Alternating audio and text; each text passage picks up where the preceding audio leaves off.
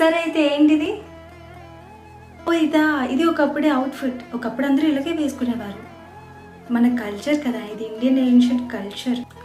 ఆహా, ఓకే. సరే అయితే ఇదేంటి?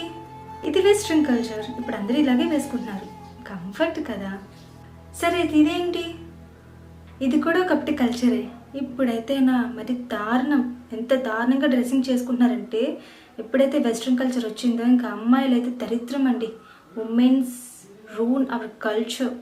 ఓ, అంటే అబ్బాయిలు వేసుకుంటే కంపాటబిలిటీ ఇంకా కంఫర్ట్, అదే అమ్మాయిల వరకు వచ్చేస్తే కల్చర్ని డిస్ట్రాయ్ చేసేస్తుంది, పాడు చేసేస్తుంది, ఒక కలంకం.